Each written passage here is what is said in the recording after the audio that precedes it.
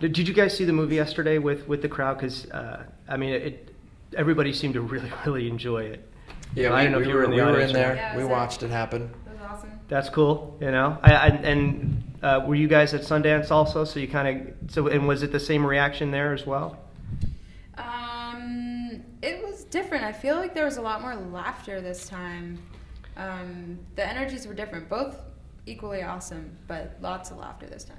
Yeah, the movie is a comedy, but it's also a dramatic, relationship-oriented comedy. So depending on the room, sometimes it plays a little bit more romantic and sweet. Sometimes it plays more like a comedy because it has both.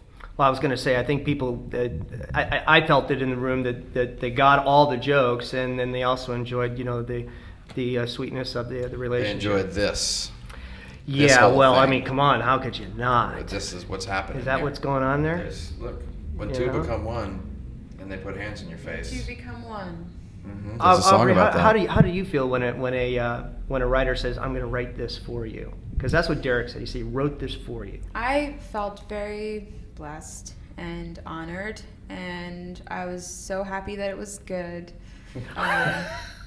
Could have not been good. It could have been terrible, and then I would be like, "Thank you," but it was awesome. I'm really, really happy that Derek did that, and I felt honored to, play that part. I like to see, I guess, where we got to see your normal, what we enjoy about you, your comedy and your comedic timing, and then you kind of flipped it on us, as an audience member. Was that something that really intrigued you about the part as well, where we got to see a kind of a different side of what you do? Definitely. That's the number one reason I loved the script and the character. I loved the change that she has, the transformation she has in the film, and I thought it was really beautiful, and I really wanted to play that really bad. That may open up some doors to play some dramatic roles later down the road now, won't it? Or could it? Could it? So, No, work with some good directors. Oh, look at that. Wow. We'll see. Now, Mark, I found it very interesting that you started out as the executive producer, and then you kind of wedged your way in as an actor in this as well. That's nice. Thank you. How do you do that? You just A lot of alcohol drinking.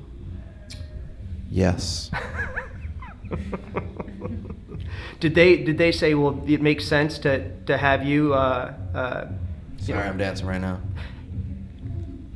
Okay. You know what it is? It's that's that guy on the bike. All right, let's do it. There? Let's do it. All right, bring me the question. I'm in the zone. Yeah. The question is, did you approach them and say, hey, I connect with this guy, or did they say, you know what, it makes sense that maybe you, since you are an actor and you do that well, that you should play this part? Well, I came onto the movie first as a producer, and then Colin, the director, and I started having a conversation about, who the role should. Yeah, South by Southwest. Yeah, we got. We're raising the roof yeah, here. Good. There's a party going on right here. Just lock down the set. Just lock it down. Guys, So There's a party in the pants. I just can't stop dancing. So Colin and I started talking about who should play this part, and it was sort of an organic conversation about how we wanted someone who wouldn't, play the jokes up too much, who could really root it in humanity, who was super handsome, who was right. And then we were like, oh, well, guess what's happening here? And then Ryan Gosling passed, so I got the role. It was great. Okay. Oh, Ryan Gosling passed? No, I'm kidding. No, it was really just, the concept of let's take this movie out, let's make it. Let's not wait around forever for, the $100 million that you want to make the movie in. And we had a great cast of people who were like-minded, and I've kind of made my career on not waiting and just making stuff. Right. So when he brought me the script, it just made sense that we would just put it together and move quickly. There was a sense that and correct me if I'm wrong, that a lot of you guys knew each other, that maybe you wanted to work together or had worked together in some capacity. Aubrey and Jake knew each other well. I didn't know them very well, but I really wanted to work with them. And I think us not knowing each other too well worked well for our chemistry, because our first table read was like a first date. We were getting to know each other, and then we were living in the same hotel, so we became fast friends. And so I think the growth of our friendship was happening while we were filming the movie, and it felt fresh and new and exciting, and you can feel that a little bit. Plaza, do you agree?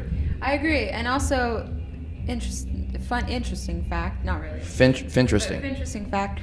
Jake and I were actually attached to the movie before we knew each other, and then because we wanted to make it a year earlier than we ended up making it, and then during that time we somehow became friends through totally different avenues, and then we made the movie. Goodbye. Because you were both swimming at the YMCA right. pool in Glendale. That's right. In Right. Glendale. Glendale. Everything cool happens in Glendale. Just drop a Glendale reference? Wow. Maybe. Glendale. I was fascinated with the zither scene. I've never seen a zither. I had never seen a zither before. A zither. This movie. A zither. Zither. And how does one learn to play a zither?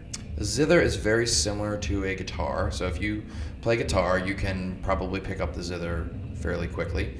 And it was Colin and Derek's idea that we have this sort of like mountain man instrument, which we all liked. And our composer wrote this song, which we all loved, and they sent it to me. So I just learned it ahead of time, and then we decided we would like not show it to Aubrey and not let her hear the song, and then we played it live in the scene. Like what you hear is just played live there. That was the first time I heard it. That's what I understand. Yeah. And what'd you think? I was blown away. I didn't know Mark could sing. I didn't know Mark could play the zither. I had no idea. It was really beautiful. That was a fun scene. That was like, I never had the romance where you're like around a campfire and throwing paper airplanes on fire and singing songs. It was like fun to do that. Yeah, I mean, that's the one thing I thought that really showed is that you guys obviously had a good time when the camera was on and off, because it showed no matter what. You could just, feel it, like camaraderie. I was saying to, to the director and to Colin and Derek. And, that's always great from an audience standpoint to see that and feel that. And then you had me. You had me from the very beginning and all the way to the end, because I'm excited for people to see this, because there's so many things that go through your mind of what could happen at the end, and it's a surprise. And look at you smiling, going, Surprise. it is, and it's a pleasant surprise. It's different.